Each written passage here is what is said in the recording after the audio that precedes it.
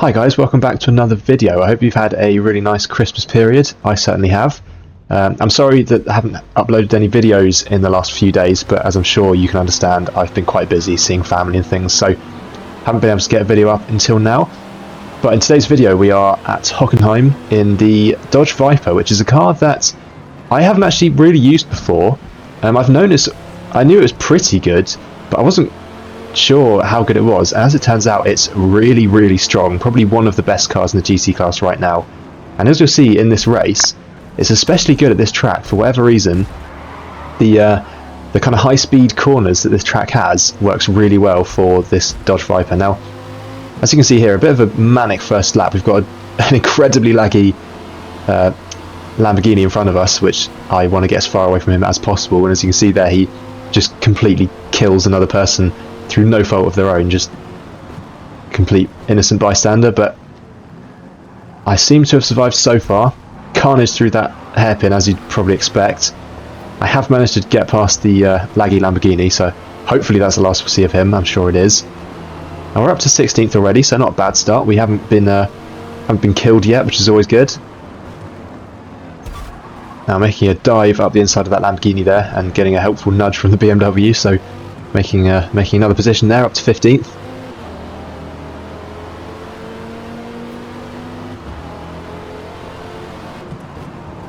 Now we've got a big group of cars here up ahead, all going quite slowly through that fast right-hander.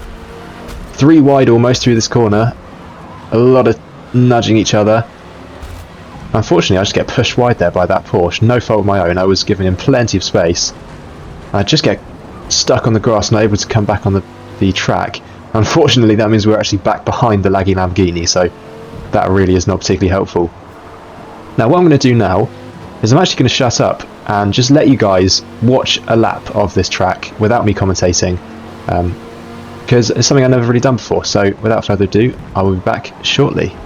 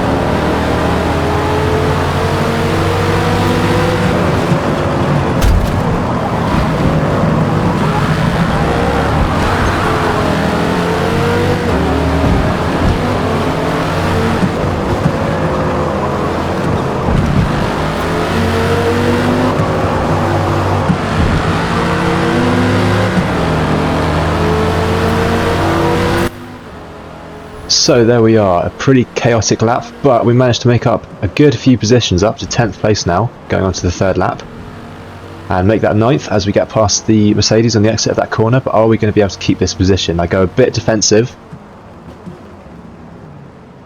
and I do get that position done there, and he's not able to get back past me. So nicely up to 19th now, and we're looking forward to this Aston Martin that is ahead of us.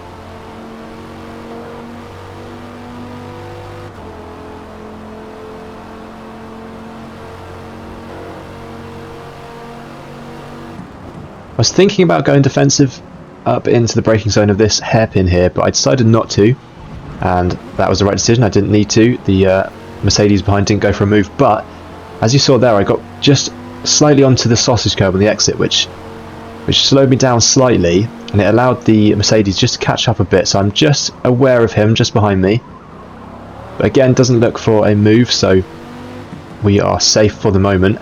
And the Aston there making a mistake and just going wide, so I'm now right on his bumper. Now fast right-hander there, I don't want to be too close behind him, so I do brake a little bit early. I cut that corner very, very fine, just not getting a penalty. I must have been a few millimetres from the track limits there. I do get past him, but on the exit of that corner, he does have a look back up the inside. Not going to happen there though.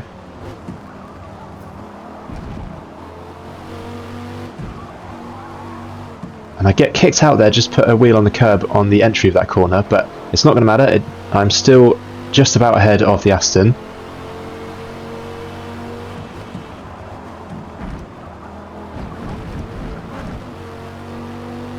And as you can see, I've actually got a bit of a gap, up to 0.7 seconds. However, he completely misses his braking point and just smacks into the back of me and spins me around.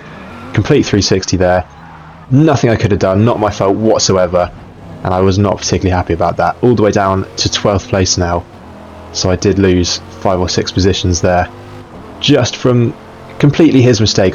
Nothing I could have done there really. I did not expect, him to lose 0.7 seconds in one braking zone, but nonetheless he did. So all you can do is carry on, look forward, try and make up as many positions as we can. We've got half the race left, so as you can see here, we've skipped ahead about a lap, and we've got 2 cars right in front of us, and then another 2, sorry, English is hard sometimes, another 2 cars just up ahead, so plenty of opportunities for some moves here.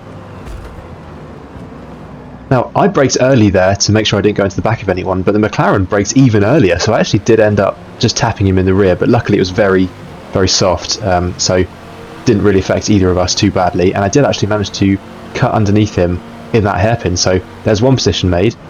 And then in the braking zone here, I didn't mean to, but I almost went for the move on both the Mercedes and the Ford, but the space wasn't really there, so I did back off, because I didn't really want to make that move by cutting the corner, and that did allow all 3 of them to get past me. Although I'm going to get back past the McLaren there, through the fast right-hander, and he is there, so I'm going to go slightly defensive, which I do. I take a good defensive line through that corner.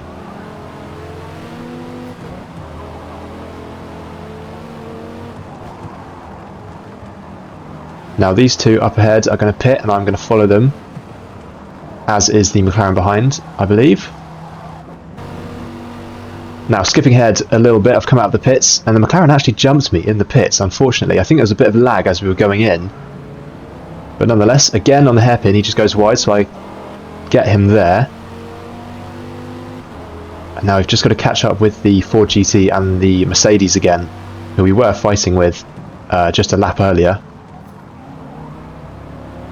Ford going slightly wide there, but he just comes across, sits in the racing line, and there's not really much I could have done there, so just had to back off and not really go for any overtake. Nothing was really going to happen there without me pushing past, which I don't particularly want to do. It's not always very fair, so we'll hang back, look for another opportunity, which arises straight away. Dive up the inside of that corner, however, I brake slightly late. A bit of a block pass, kind of just sit in front of him. He does get back alongside, and I'm just going to back off there. I was put offline there. I took a bad line through those corners trying to overtake him. And I'm just going to allow him to go back through. And again, just sit back, wait for another opportunity to happen. I'm sure it will. I know I'm faster than him, and I'm right behind him here, so not going to push anything too hard. Again, not going for a move up that first corner. It's really important in these races just to stay patient. You don't need to push moves at every corner. It's 9 laps, that's about 18 minutes or so. That's a fairly long race. You've got a lot of time to make up positions. It's not worth going for a dangerous or risky move and ruining potentially both yours and someone else's races. So, as you saw there, I just waited for a nice opportunity to overtake him. It may have taken a bit longer than I would have liked, but nonetheless, I'm now past him, and I can look ahead to the next cars, which, as you'll see, there's quite a big group of cars up ahead. Our friend the Mercedes there, he takes a bit of a weird line on the exit of that corner, just cuts right across the track. So I do go into the side of him, but I do manage to overtake him during that corner, so another position made. And then I didn't mean to do this, but I just dove up the inside of that Porsche very nicely, braked perfectly there. It wasn't really much of a dive. I took that corner really nicely. He did look to try and kind of block that move off the inside, but he did it slightly too late, and I did manage to get the move done. So skipping ahead quite a bit now, we are on lap 8, and we have caught up with position 7 in the Acura NSX, or Honda NSX. If you're from the land of Britain like I am, you call it a Honda. Now I'm not going to look for a move up the inside of that corner there, although I possibly could have done. He did brake a little bit early.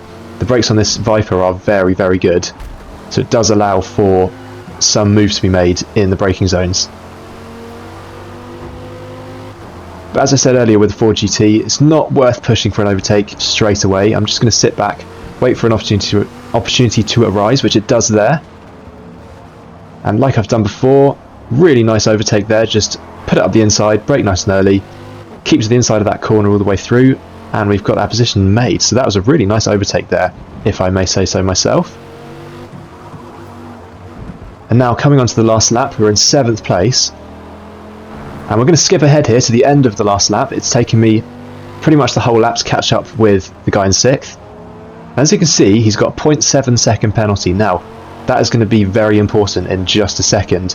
But if you look ahead, 5th place is in another Viper, and he's obviously really struggling with his tyres. He might have gone for a no stop, and he's obviously really slow. I didn't mean to push him out of the way there, but I was going to get him past him anyway. And you see 5th place, he's celebrating a little bit too early, just squirreling on the final straight, and that actually allows me to get within 0.7 seconds of him, and I do jump him with his penalty. So ended up there in 5th place.